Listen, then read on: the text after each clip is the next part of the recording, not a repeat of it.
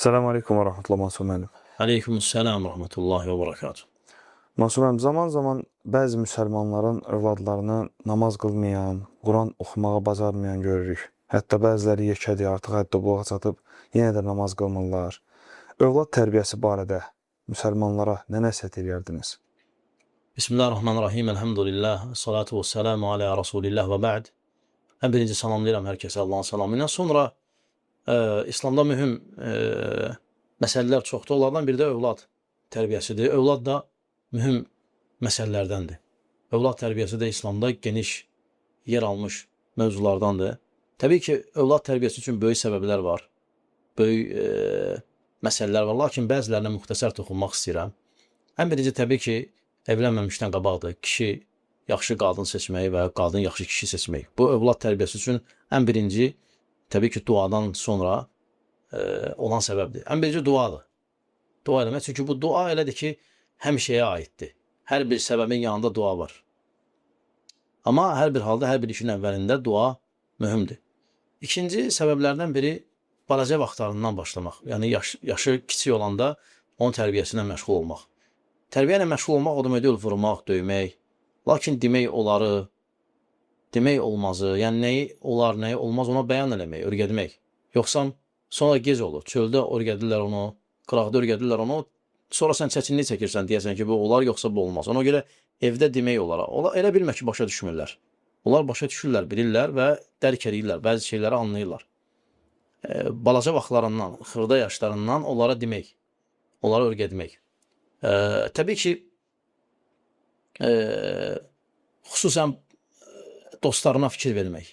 Kimlərlə dostluq edir, kimlərlə oturub durur, məktəbdə kimlə oturub durur, kimlə dostluq edir, çöldə, məktəbdən sonra. Bunlar mühüm məsələlərdir. Bunlarda səhlənkarlıq eləsən, ola bilər ki, yəni, pozuntu əmələ gəlsin. Yəni, bəzi problemlər çıxsın, sonra islah eləmək biraz ağır olur. Düzdür, demirik olmur, lakin ağır olur. Ağır olur. Təbii ki, bəzi müsəlmanlar görsən, övladları gedir, məsəl üçün, başqa dillər öyrənir, başqa elmlər öyrənir. Təbii ki, biz bunun əleyhinə deyilik. Əksinə biz lehinəyik ki, müsəlmanların uşaqları dillər bilsinlər, fənləri öyrənsinlər. Amma bu o demək deyil də, yəni, Quran oxuya bilməsinlər, dinlərindən, özlərinə fayda olan şeyləri bilməsinlər, dinlərindən xəbərsiz olsunlar, Peyğəmbəri tanımasınlar. Yəni, məsəl üçün, biz demirik ki, uşaq idmana getməsin. Amma bu idmana getməsin o demək deyil ki, uşaq sahabələri tanımasın. Yəni, məsələn, uşaq gedir, məsələn, futbola, məsələn, öyrənir orada bütün futbolçuların adını. Amma, məsələn, sahabələri tanımır. Və ya, məsələn, uşaq gedir, məsələn, hansısa bir dərsə, məsələn, tarixə. Orada döyüşləri bilir. Falan döyüş, falan vaxt, falan mı? Bilinir, Bədir döyüşü açan olub, Uhud döyüşü açan olub. Tanımır, bəzi şeylərdən xəbəri yoxdur. Biz deyəndə ki, yəni, elm, qəsd edirik dini və dünyavi elm. Amma o demək deyil ki, dünyavi elmə güc verəsən, dini elm qala qıraqda. Təbii ki, dini elm ona fayda verən qədəri.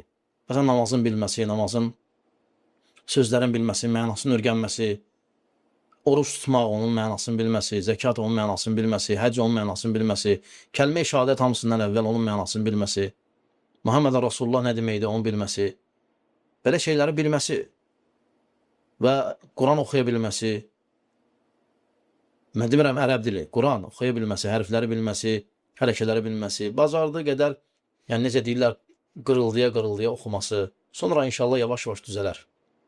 Belə şeylərdə səhlənkarlıq eləyəndə artıq görürsən, gəlir yaşı çatır müəyyən bir həddə, sonra gec olur. Amma vaxtında eləyəndə inşallah rahat olur. Ona görə dünyavi elmləri öyrətdiyin kimi də çalış dini elmlər hansı ki, yəni övladın üçün xeyirlidir o. Onu ona öyrətməkdən, yəni qaflətdə qalma. Onları da bəsit yolla öyrət, bəsit yolla başa sal. Müəllim tut, öyrətsin ona. Yəni, gedəndə məsciddə özündən apar. Qoy eşitsin orada da. Məscid bilsin nədir. Məscid, Sovet dövründən qalan insanlar niyə məsciddə az gedirlər? Onlar elə bilirlər ki, məscid ancaq ölü yumaq üçündür. Və yəni qara bayramlarda zadda bir nəsə gedirlər, nəsə paylayırlar, nəsə verirlər, halva paylayan yeri də elə bilirlər. Yəni, məscid barədə insanların təsəvvürü zəifdir. Fikir versək, bu məsələ niyə belədir? Baxırıq ki, həmin o adamlar, hansı ki onlar bizim məsəl üçün atalarımız, əmilərimiz yaşında olan qadınlar, analarımız yaşında olan, xalalarımız, biblərimiz yaşında olanlardır. Olan vaxtında məscid məfhumu olmayıb. Məscid olub klublar, kinolar, belə şey təbliğat olub. Məscid olub klub. Məsələn, elə rayonlar olub ki, məscidlər klub olub. Orada kino veriblər. Cəmaət məscidə gəlib kinoya baxmağa. Və ya bəzi rayonlarda məscidlər zirzəmi olub. Orada nəsə saxlayıblar. Amma indi əlhəmdülillah, şükür Allaha, məscidlər, məscid fəaliyyətini göstərir. Məscidlər Allahın evi kimi. Orada dirilər gedir və s. və ilə axır. Belə yönlü də təbliğat edə bilərsən övladıma və s. və ilə axır. Asanlaşıb artıq həccə getmək, ümrəyə getmək, apara bilərsən, onlara göstərə bilərsən, İslamın əzəmətli yerlərini, Kəbəni göstərə bilərsən və s. və ilə axır. Onun qəlbində İslamı möhkəmləndirə bilərsən, gücləndirə bilərsən. Əslində fikir versəz, yəni məsəl üçün, mən demirəm, yenə deyirəm, mən demirəm eləməsinlər. Məsələn, ac qalır, nə bilim, yeməyindən, içməyindən kəsir, göndərir müəllimlər yanına. Demirəm müəllim yanına, müəllimlər yanına. Yəni, təbii ki, bu da mühümdür, övlad oxusun. Amma görsən, dini üçün heç eləmir. Dini üçün heç eləmir. Hətta namazla deyir ki, namaz qılma. Və məscidə getmə, məscidə getmə, məscidə getmək lazımdır. Get, məsəl üçün, hansısa bir dənə restoranda qəlyan çək. Get, hansısa bir dənə restoranda sigaret çək. Belə böyüdür uşağı. Düz deyib, bu sözü deyəcəklər ki, demirlər axı. Amma göndərdikləri yer onu deyir. Ona çağırır, ona dəvət edir. Amma məsciddə yoxdur sigaret çəkmək, filan falan. Təbii ki, məsciddə də göndərilir, diqqətli olmalısan, ehtiyatlı olmalısan, qorumalısan hər yerdə. Lakin məscid salamatdır, elm yerləri salamatdır, məktəb salamatdır. Düzdür, məktəbə də göndərəndə ehtiyat edirsən, amma ora tədris, təhsil, yəni təlim, tədris ocağı sayılır, yeri sayılır. Bəli. Mənim üçün qabaqdan 3 ay tətil ayları gəlir də. Bu aylarda uşaqları nə məsləhət görürsün, neynəsinə. Həmçinin təlim keçən qardaşlar da var. Onlar da bu 3 ayda başlayırlar uşaqlara ərəb əlifbası, İslam əsaslarını öyrətməyə. Ümumiyyətlə, fikir versək, bütün aləmdə yay tədris vaxtı deyil, yay istirahət vaxtıdır.